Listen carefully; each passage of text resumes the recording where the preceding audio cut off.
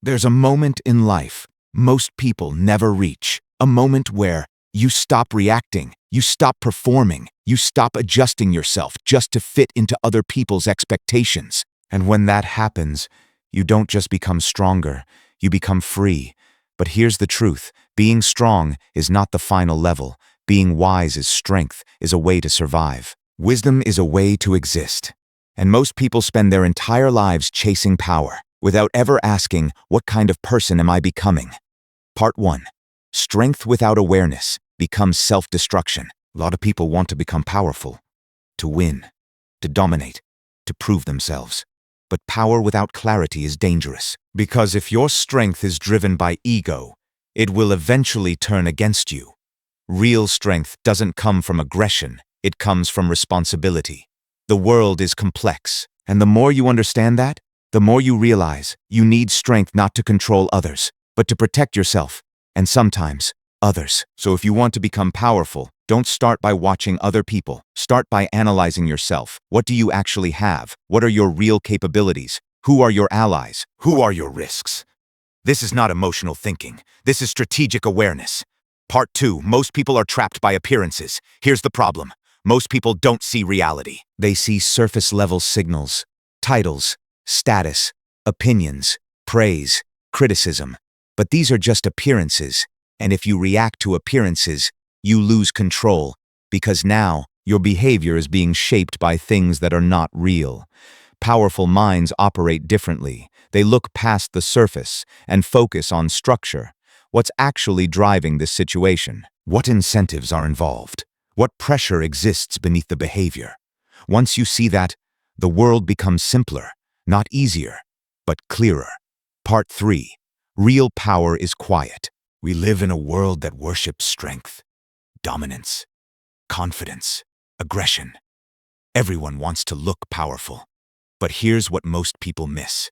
Real power is quiet. People who constantly talk about becoming strong usually aren't, because they're still seeking validation, still comparing, still trying to prove something. But when someone truly becomes powerful, something changes. They speak less, they explain less, they show less, not because they're hiding, but because they don't need to display. They begin to control their desires, their reactions, their expression. This isn't weakness, it's discipline.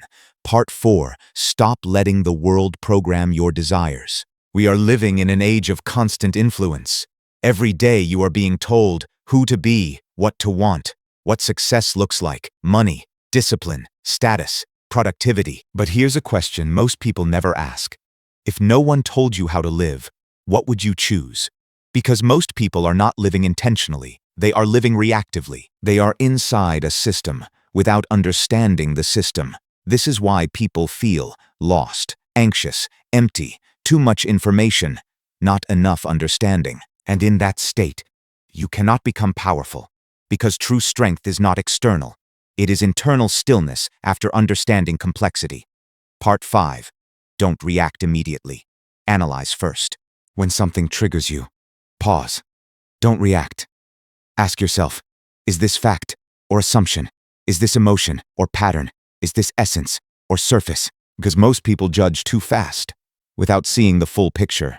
They misread people, they misjudge situations, they damage relationships. But when you train yourself to see deeper, something changes. You stop taking things personally. You start seeing context. For example, a harsh boss might not be emotional. They might be operating under pressure, protecting something they built, managing risk you don't see. When you shift from emotion to structure, you gain control. This is what psychological clarity looks like. Part 6. Stop labeling people. Most people oversimplify others. Selfish, fake, arrogant, weak. But that's intellectual laziness. People are not one-dimensional. They are situational, context-driven, adaptive. When you label someone, you stop understanding them. And when you stop understanding, you lose strategic advantage. Mature individuals don't rush to judge. They observe. They leave space. They stay open, without losing boundaries. Part 7. Detach from identity. Enter flow. Who you appear to be is not who you are. Your lifestyle, your habits, your preferences, They are just expressions of your internal state. Nothing more. You don't work out for muscles. You work out for confidence. You don't read for knowledge. You read for perspective. You don't chase goals. You chase states of being. And once you understand that, something powerful happens. You stop chasing identity, and you start experiencing life. You enter flow, where time disappears, comparison disappears, anxiety disappears, only action remains. Part 8. Let go of the obsession with being strong. Here's the paradox. The moment you stop obsessing over becoming powerful, you actually become powerful, because now you're not comparing, you're not proving, you're not performing, you're just doing, fully present, fully engaged. Pain becomes an experience. Happiness becomes an experience.